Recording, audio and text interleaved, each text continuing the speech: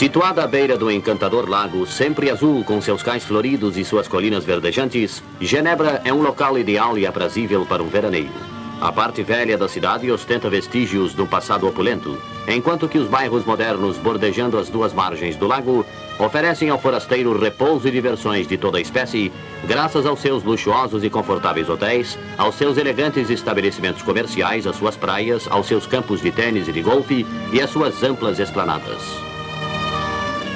Agora, diante do edifício sede da ONU, procuremos esquecer os demais aspectos desta grande e festejada metrópole e busquemos concentrar-nos nos grandes problemas que afligem a humanidade no momento atual, pois aqui realizar-se-á a esperada Conferência de Desarmamento, da qual o Brasil teve a honra de ser convidado a participar ativamente como um dos países não alinhados militarmente.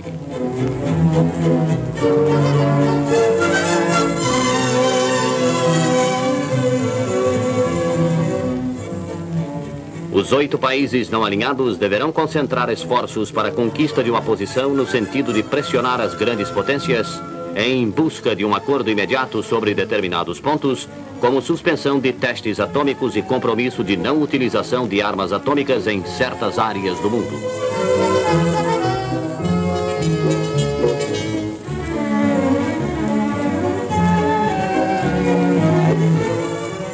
O Brasil teve voz ativa na Conferência de Desarmamento, realizando um trabalho de aproximação dos 2 grandes blocos militares e nunca exacerbando posições polêmicas.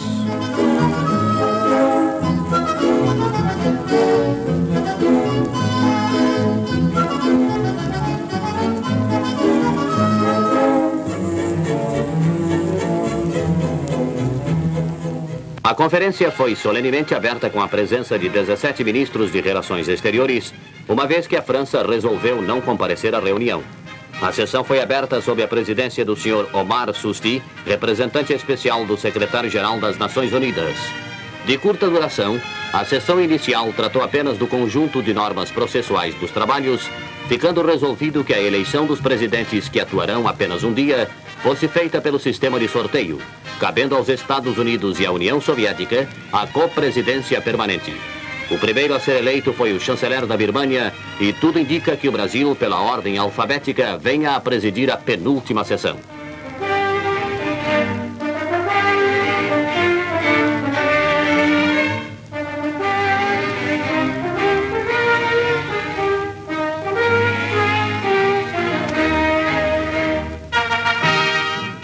Neste mesmo dia, o ministro Santiago Dantas do Brasil mostrou-se verdadeiramente impressionado com o clima de boa vontade existente entre os principais integrantes da conferência e acentuou que todos estavam perfeitamente integrados no seu importante papel na presente conjuntura mundial.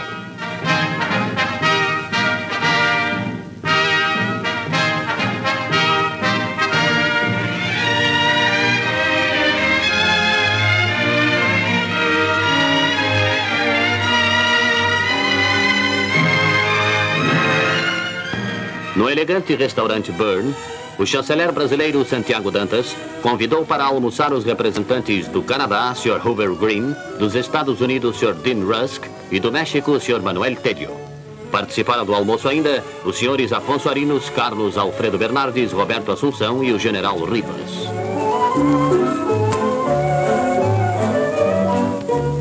Em importante pronunciamento na Conferência de Desarmamento, o ministro do Exterior do Canadá, Sr. Hoover Green, havia anunciado em relação à suspensão dos testes nucleares posição idêntica à do Brasil. Já nesta ocasião, a imprensa mundial saudava o discurso do chanceler brasileiro como o mais importante pronunciamento de até então na conferência.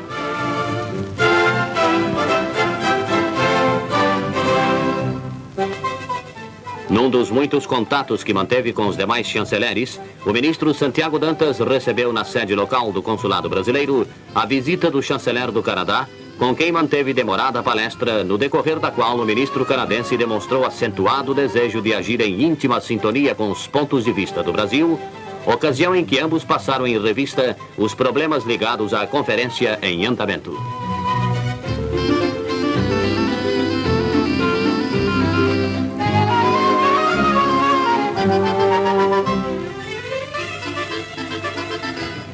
Ainda à sede do Brasil em Genebra, o nosso chanceler recebeu a visita do diretor-geral do GATT para trocar pontos de vista sobre esta organização internacional.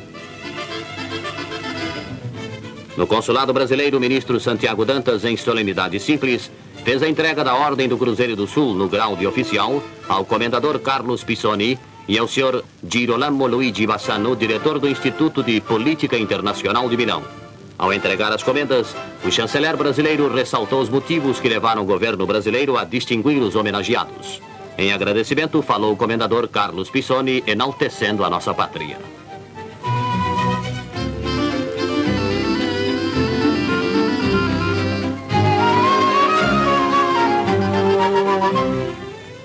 O chanceler brasileiro visitou o Sr. David A. Morset, diretor-geral da Organização Internacional do Trabalho, com o qual trocou ideias sobre os problemas mundiais de ordem econômica e social, e mais particularmente sobre os problemas sociais com que se defrontam os países em processo de desenvolvimento.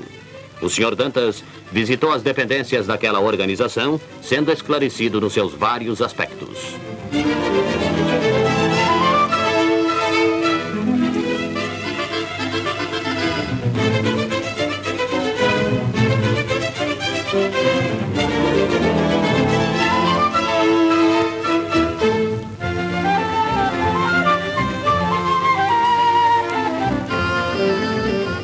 Chegam ao Hotel Richmond os chanceleres da Rússia, Reino Unido, da Índia e República Árabe Unida para um almoço oferecido pela delegação brasileira.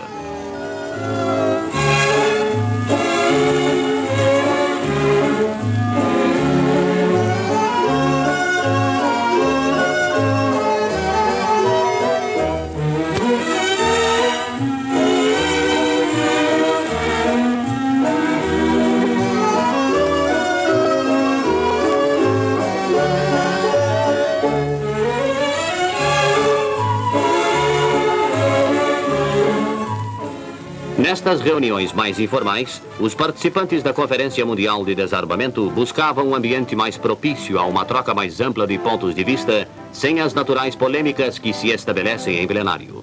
O assunto do dia foi a posição altaneira assumida pelo Brasil e expressada através do discurso do chanceler Santiago Dantas, bastante comentado em toda a imprensa mundial.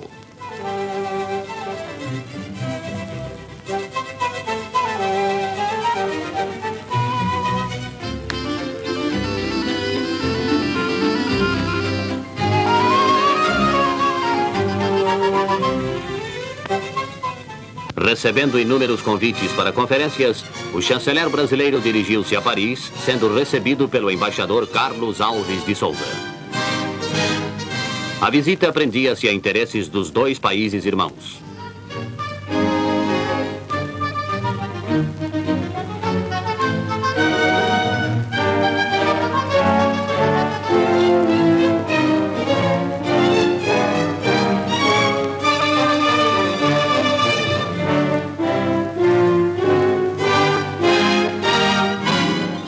O ministro Santiago Dantas e o secretário-geral do Itamaraty visitaram o ministro das Relações Exteriores da França, Sr. Coup de Mirville, ocasião em que abordaram assuntos de grande importância ligados às relações entre as duas nações amigas.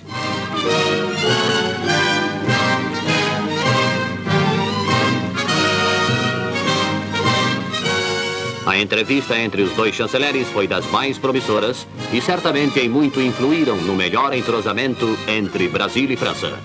No jogo arriscado das grandes potências, os países como o Brasil representam a voz da consciência humana que clama pelo fim desta loucura armamentista.